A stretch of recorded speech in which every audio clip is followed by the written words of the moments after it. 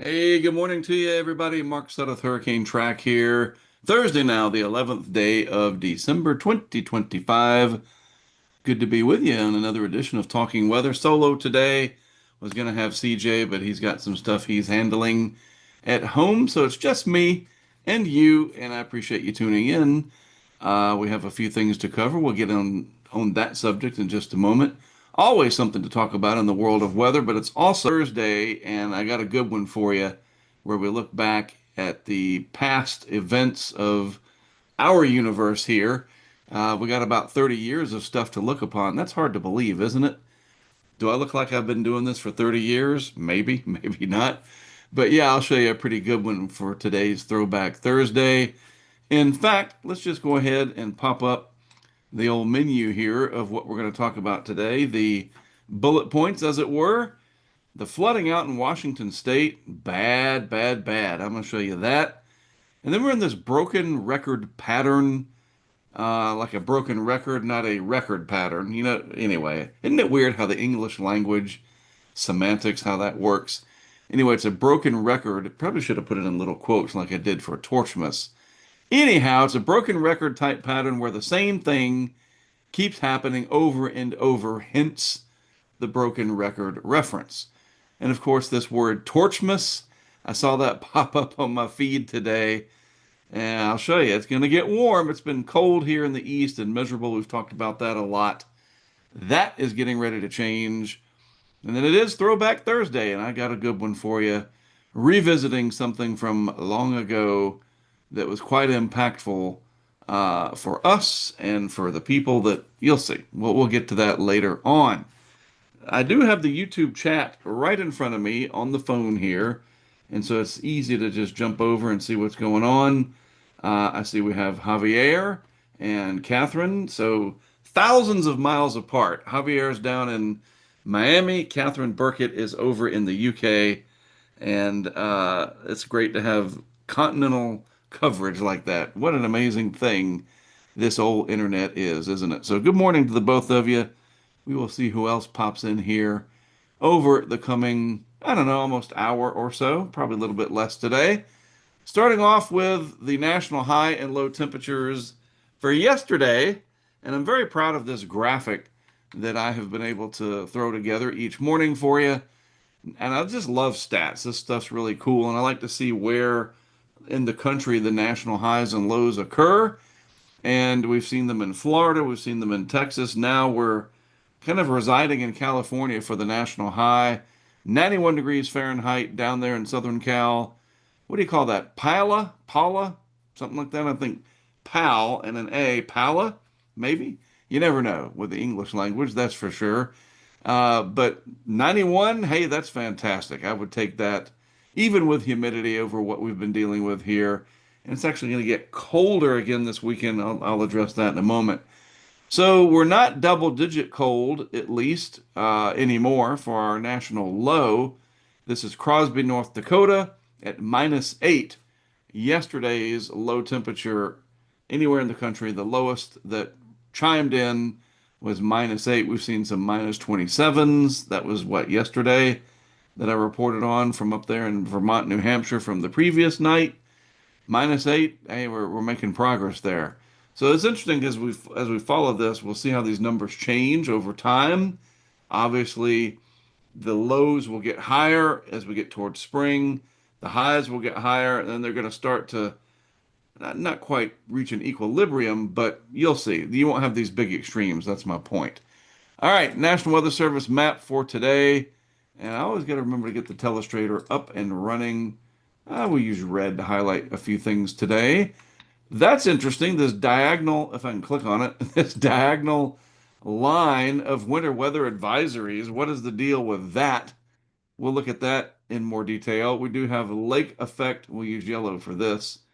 Snow warnings in and around Lakes Erie and Ontario with winter storm warnings.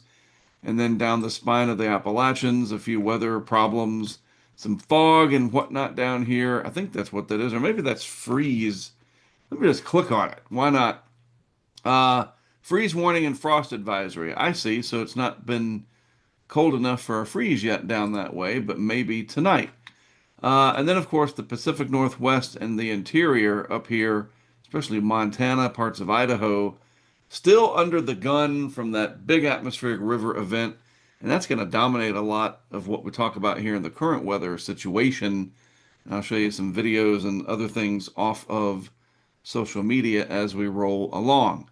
Here's what it all looks like on the satellite animation this morning. Again, that broken record pattern with strong flow coming off the Pacific, the ridge out over the west here, just kind of paint in an arbitrary high pressure trough here in the east. You can clearly see it. That is easy meteorology for you. Another big high sitting out here over the Atlantic. I mean, just basic synoptic meteorology.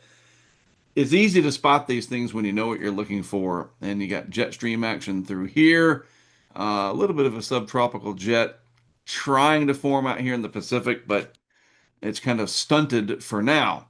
But we're stuck in this pattern, but eventually it is going to change, and we are going to really start to warm things up here over the southern part of the country, where the northern areas, hey, maybe even there too.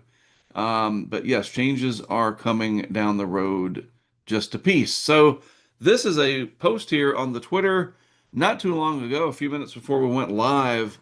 Mesoscale discussion from the Weather Prediction Center as more energy coming in to the Pacific Northwest. There's Seattle outlined with the star. A moist 700 millibar flow, that's several thousand feet up in the atmosphere, just streaming into Washington State, drenching the area with lots and lots of rain and high mountain snow. And it's just way, way too much now. It's definitely becoming a problem. And we can see that outlined here. I look at the 12-hour estimated precipitation. This is from this morning that I pulled this up in some of my prep work. Rainfall intensity in the Cascades.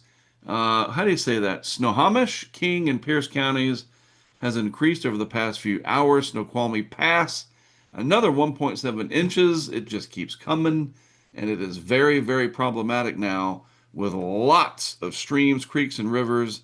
Andy here, right? Not looking good. Not at all. So what do you guys think about this? Jump over on the YouTube chat, see what you're thinking, what you're saying, who all we've got. Javier, we got Vanda, Catherine down in, or Kathy, sorry. We do have Catherine Burkett, and we have Kathy down in Fernandina, and our good friend Spooky over there in the UK as well. Great to see you all. Yeah, I'm confused with our National Weather Service local forecast frost warning, but the low temperatures are predicted in the 40s. Very good point. Let me jump back to that. I like this interaction here, and I'll address that. So down here in northern Florida, and you can kind of figure out where it says Fernandina, KJB, Fernandina. Kathy's down in, I got my K's mixed up. Kathy's down in Fernandina Beach. You can, figure that out from the YouTube handle. And so why do you have these frost advisories? And it does include Fernandina Beach. So basically, the frost, you get that even when temperatures are above freezing, and it's very difficult to explain this. Areas where you do have exposed surfaces, you can get just enough cold air settling in that even if the temperatures are above freezing, you can get some frost. So how do I explain that? This is a good use. I know it, but it's hard to put into like layman's terms. Let's first click on the frost advisory. Maybe there'll be some clues here. Nope. It just says frost can harm sensitive outdoor vegetation. Sensitive outdoor plants may be killed if left uncovered. So, Kathy, down in Fernandina, see, I got it right that time. Let's take a look at ChatGPT. This is the first here, all right? And we're going to ask it, how can you have frost if temperatures are not below freezing? You ready?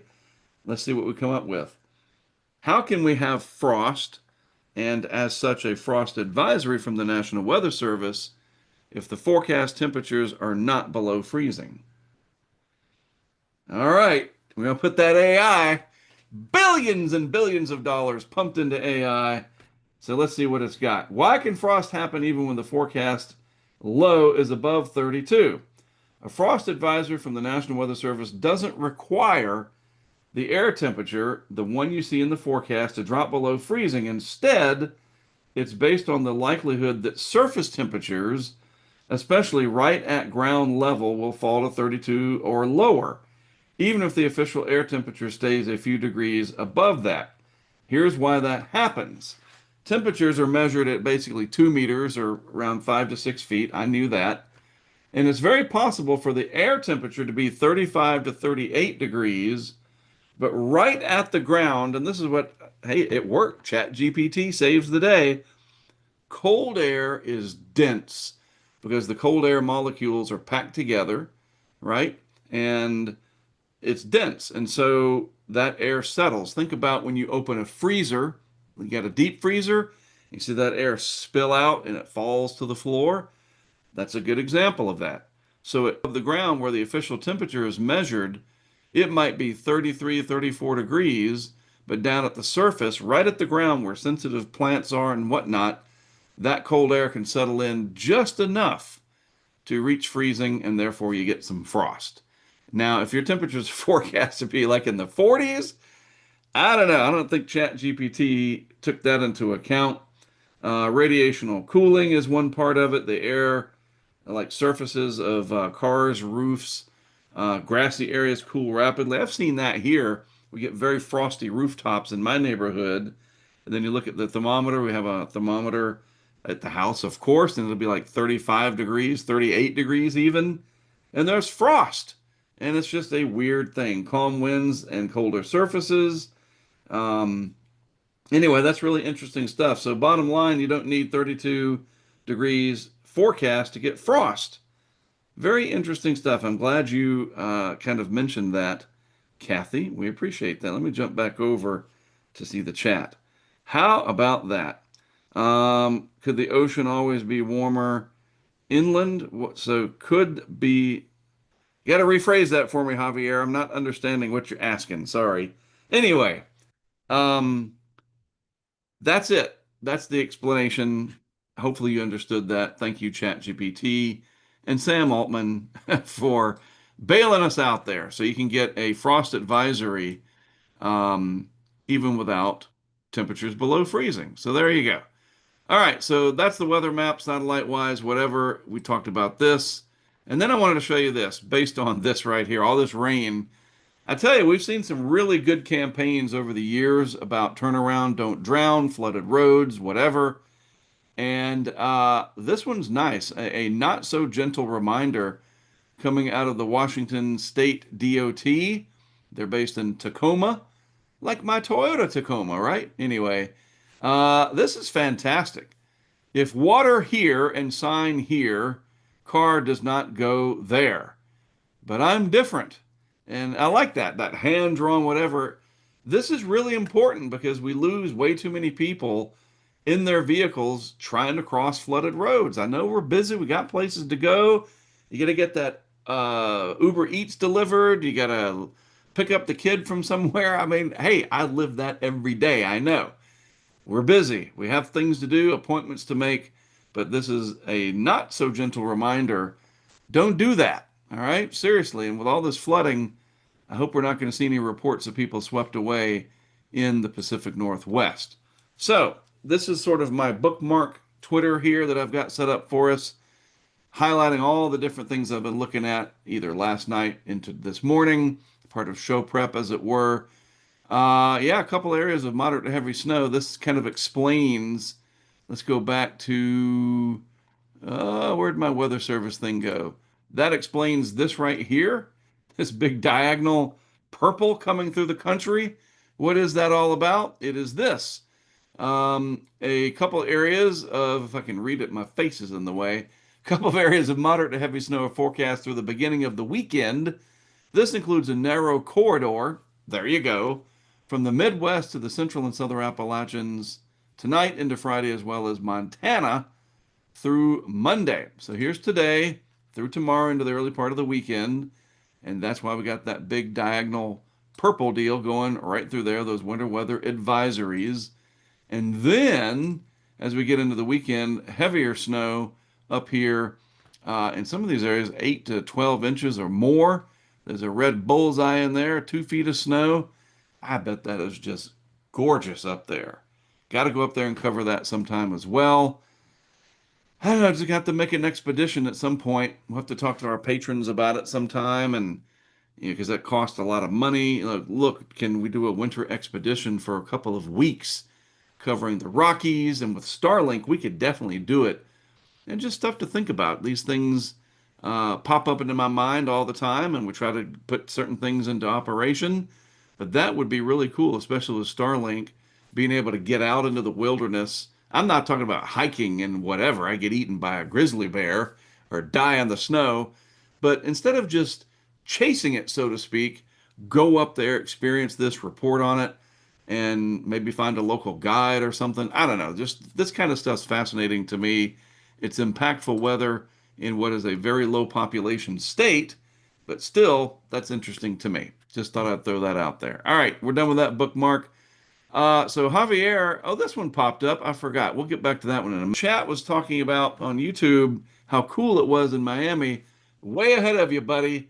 Adrian over at Adrian's Weather in Miami, 53.8 degrees. You guys okay down there in Miami, Javier? Are you wearing like a fleece jacket? You got that Gore-Tex going on. I remember that episode of Seinfeld where Costanza had that big Gore-Tex jacket and he could barely move, or you look like Ralphie from A Christmas Story. Is that what it's like down in Miami now? 53. That's getting on down there. That's at Adrian's co-op site in Lake Worth, not too far from Miami, of course. So yeah, that's pretty cool. And he's got a real excellent thermometer. I love it. I love people that are into the weather. That's great. All right. So I touched upon this we've covered this for the most part. We'll still go over a few things, but this is the next the next topic. I was looking at that word pattern. Torchmas. What the heck is that? It's a made up word somewhere on the internet years ago, I'm sure. Mary Torchmas, Eric Webb, and he's posting these different anomalies here. Way up at 5,000 feet, the temperature anomaly, not quite off the charts, but definitely very warm. When is this? This is Sunday, the 21st of December, through just the day after Christmas. Very warm, 850 millibar temperatures, anomalously so, translates to very warm at the surface. I am all about it. Sign me up. Let's go back just for a second. So that's the Canadian. This is the Euro. This is the GFS. They are all in agreement that we will finally be able to go out and enjoy the weather here in my neck of the woods and pretty much most of the lower 48 as we get closer and closer to Christmas. No, it doesn't make for very Christmassy scenes and feels and whatever. In fact, Eric said, can't wait to hit the links this Christmas.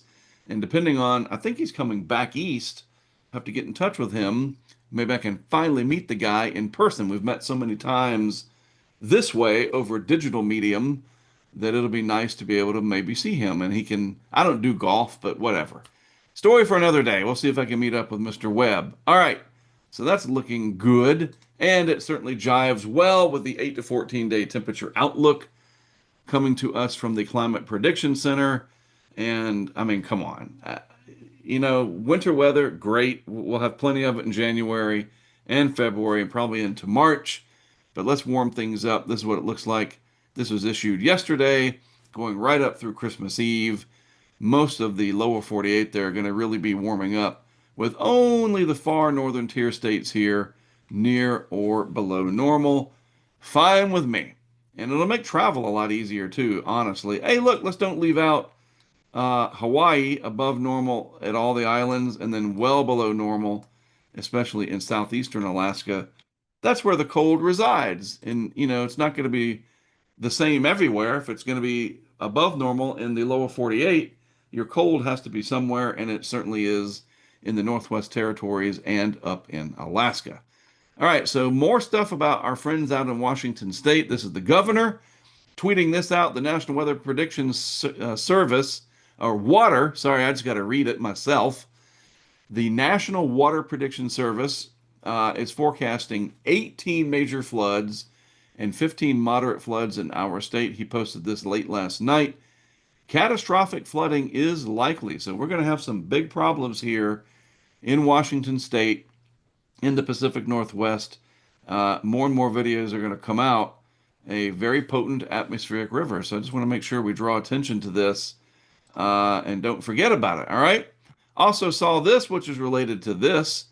Ben Knoll, could El Nino return next year? A December, that's where we are now, in case you've lost track of time.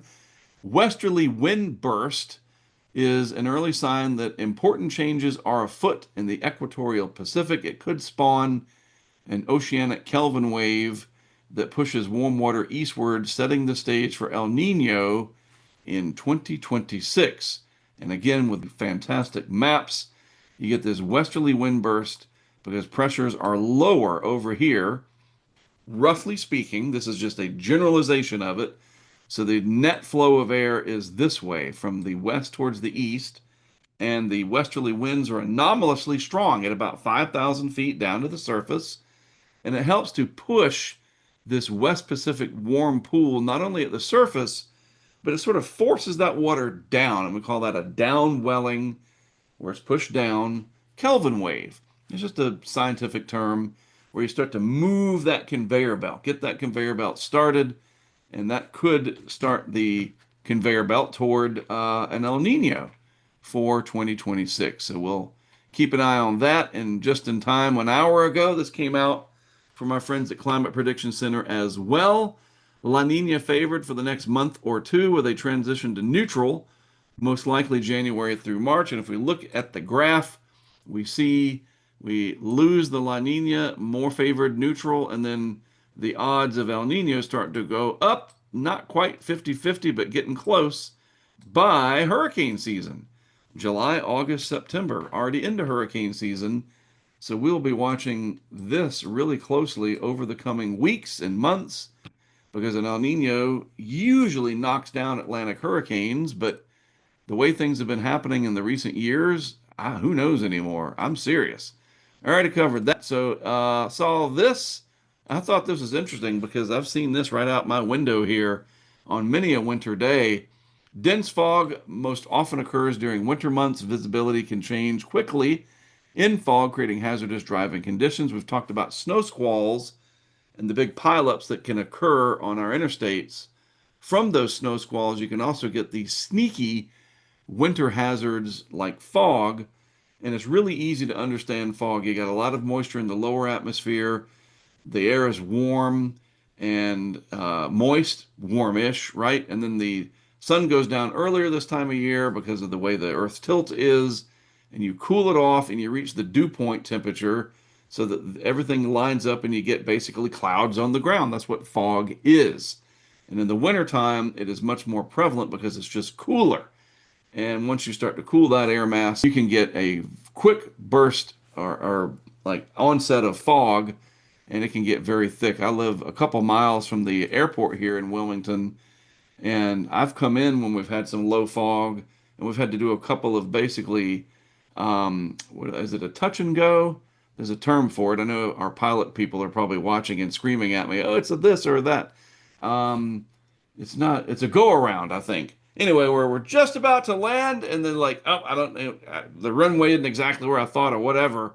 The visibility, anyway, that happened to me 3 times on a flight a few years ago, and I was getting very nervous because you're just about there. You can see the lines, and then the dude hits the throttle, so to speak, whatever the airline jargon is, and you take off again. And it's because it was foggy.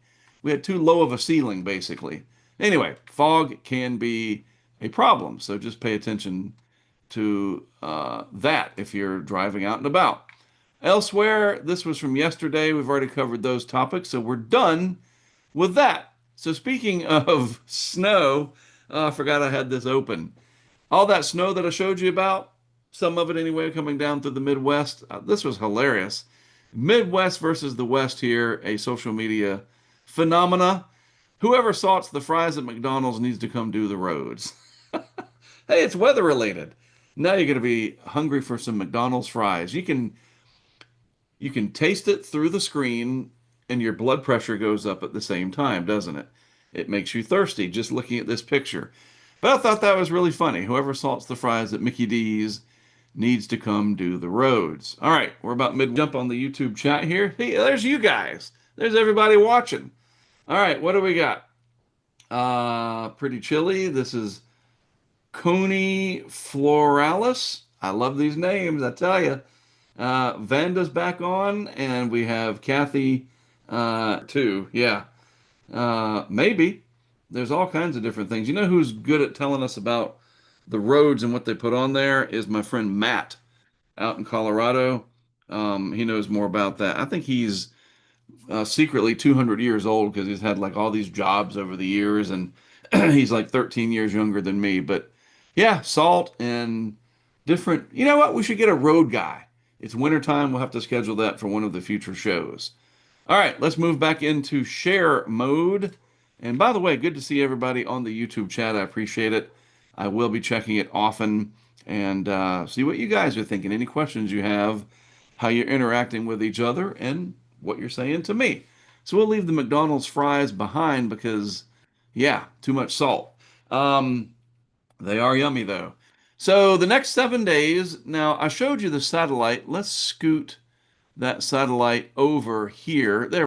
Isn't that really neat? Let's stop this about right there. How the satellite looks like this map. Let's just scooch it up so they kind of line up. Isn't that really neat? So you've got the ridge out. Hey, look, when I put that high pressure out there when at the beginning, remember that? That was pretty spot on. Way to go, Mark. I didn't put it there. It was earlier when I was drawing it in on the satellite. Got to give myself some credit. I know a synoptic setup when I see it.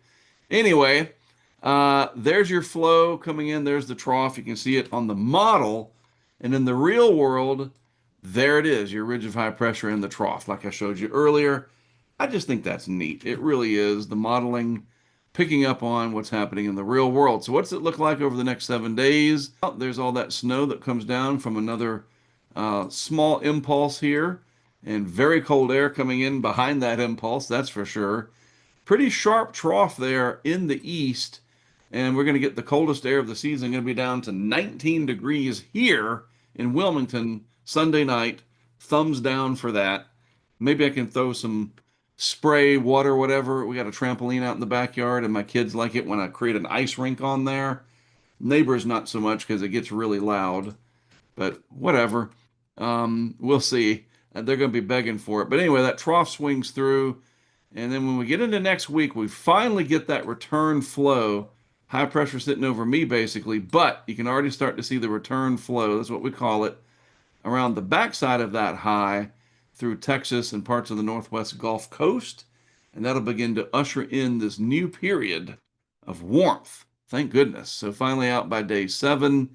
A little bit more of an active pattern again in the Pacific Northwest. That is not a good sign at all. This is 108 hours. This is 5 days. More and more precip in the Pacific Northwest. They're going to have a lot of problems out there. I don't know. Maybe one of these, we'll have to see. It might be, I want to wait until January before I get out on the field again. But some of these are tempting. I'm going to be honest with you. That's 6 days out. Anyway, I want to get through the rest of the year. Then we can hit the road for some field work.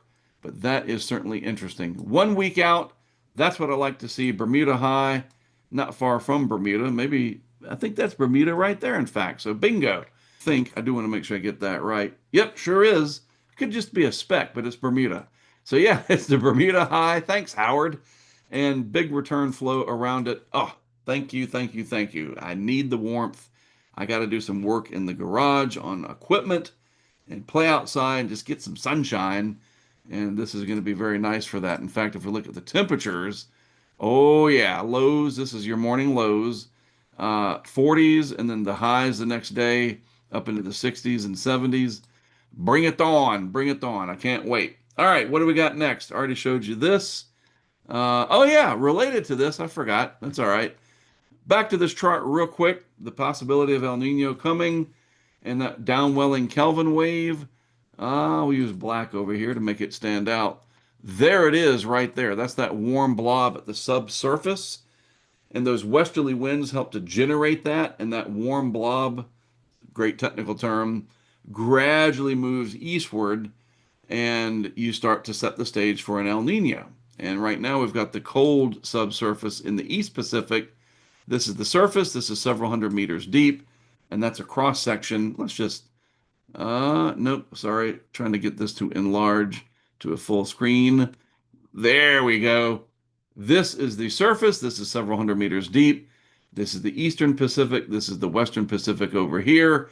And that is the beginnings of that downwelling Kelvin wave that just might give us this, closer to more El Nino conditions by the spring. All right. Now, Throwback Thursday. Let me set this up. And before I do, another quick look over at the chat. See who all is talking, what you're saying, so forth and so on. Yep, just talking amongst each other. Very nice, very nice. All right. For today's Throwback Thursday, and the Throwback Thursdays that we do here are about something that we did. It's not something else on the internet that somebody else did. It's all about our project. And the one that I've got for is one of the more infamous moments that we have experienced, and that's way back 21 years plus now in Florida, and a certain hurricane by the name, get back to the sharing here, of Charlie. But my tab crashed. Of course it did, as I tried to get ready for the setup. Hurricane Charlie is my Throwback Thursday, and this is a documentary snippet sitting on our YouTube. It's been here, how many years? 19 years ago, I put this up. It is in the 4x3, come on, Telestrator, yellow, there we go. The 4x3 format, because that's what we had to shoot on way back then. There's young Mark, what was I, 33, something like that? And getting ready for or Tropical Storm Bonnie and then Hurricane Charlie. And of course, the most replayed part is when we were in the eye wall, winds over 110 miles per hour. We had the anemometer, of course, right there in the Tahoe, sitting on the dashboard, at least the readout. The anemometer, of course, goes on the roof. But yeah, you're looking at the core of a Category 4 hurricane from an SUV. Very stupid, and I vowed never to do that again. Not sitting in an SUV. Can be in a safe building in a Cat 4, sure. And especially if we're going to ever launch the weather balloon, Herbie. But this really gave rise, this moment, this day, August 13th, 2004. There it is. 127 was the peak. Look at those are real-time wind readings. 109 miles per hour, just blasting us. I felt like I was on a commercial airline flight and we were experiencing severe turbulence for 30 minutes. And all that motion, that's us getting buffeted around. That's not just shaky, bad camera work. It was really that turbulent. We got under the overpass for some more protection, and because I didn't want anything lofted through the air landing on us. And so, it worked, I guess. We didn't have any problems, but boy, I was really scared. I'll be honest with you. That was just too much energy to deal with in the atmosphere. And I thought, all right, we definitely got to come up with a way to do this remotely, especially at the coast. And we were inland. This is at exit 170 along I-75 near Port Charlotte, Kings Highway. That's what you're looking at I-75. And that was it. That was like, all right, we're not doing this anymore. We're not sitting out in it. And look at that. The wind just scraping everything clean, ripping stuff out of the ground there. Stuff's going by 90, 100 miles per hour. So yeah, Hurricane Charlie is our Throwback Thursday for this week. And I did a new thumbnail. I was looking at it today, and I never even had a thumbnail for that video. That's probably why it only has 73,000 views. So maybe a new thumbnail will help it.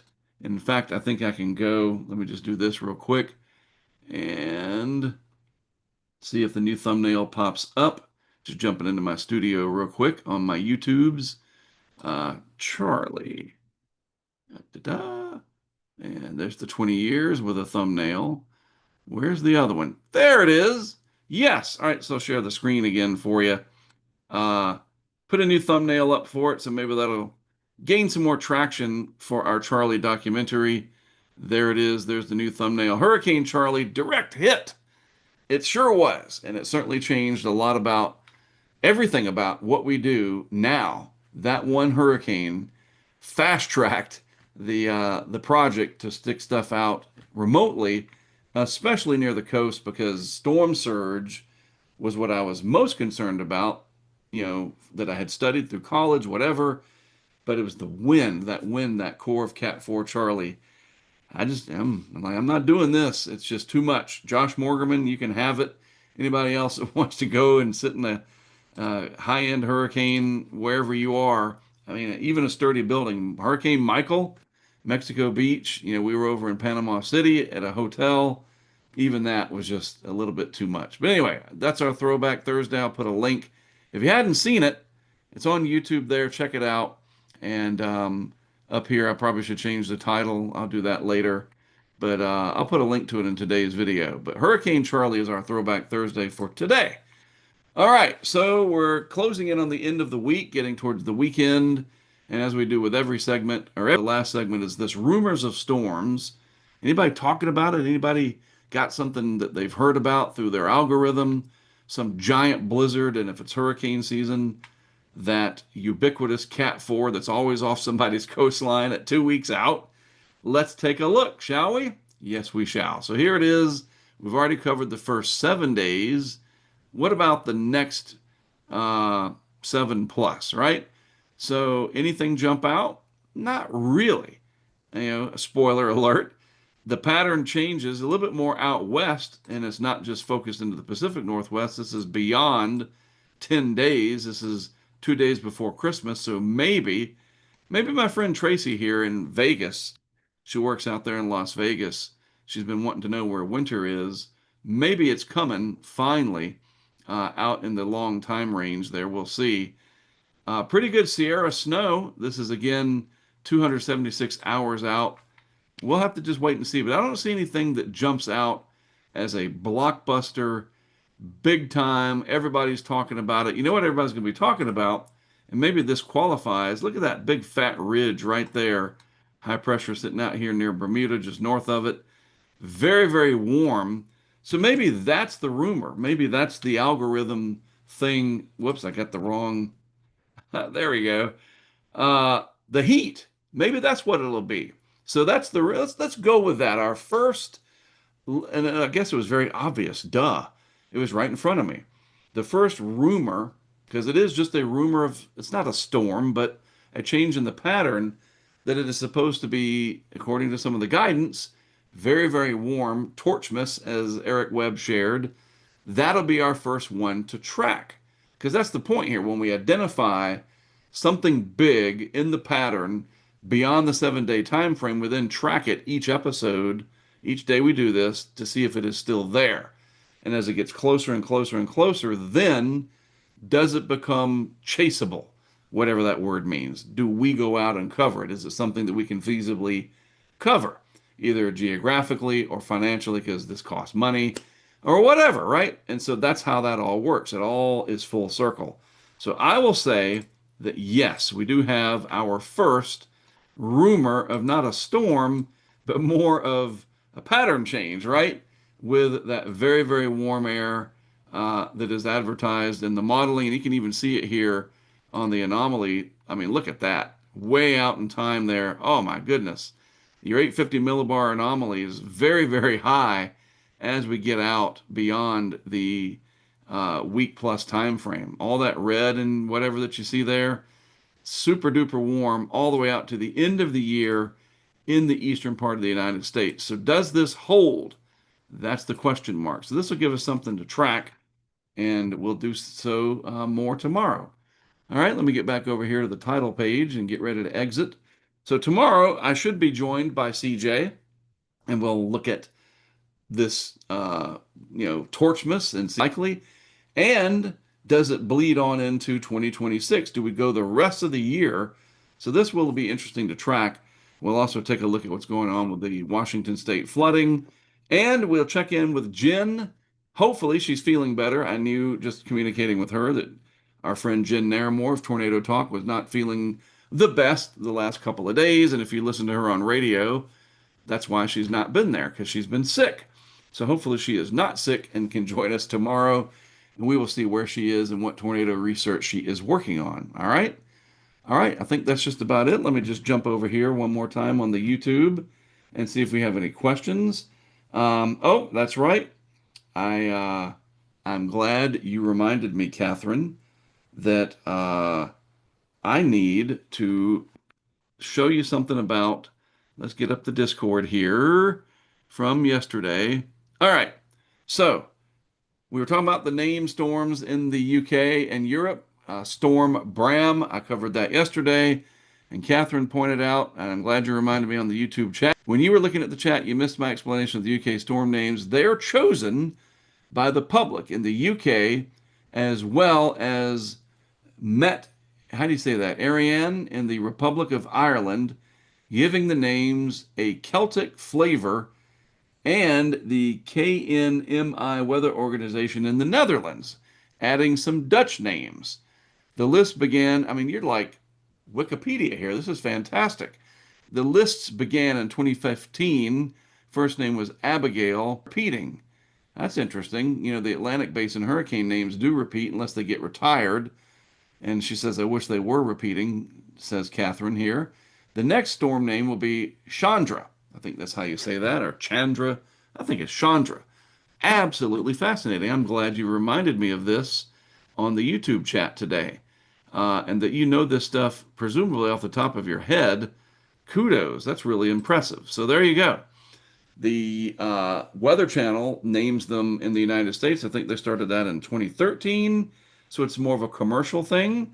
In Europe, it's obviously an agreement between the UK and Ireland and the Netherlands. And they give these storms and they call it Storm such and such. And the current one that we just went through that we talked about yesterday was Storm Bram.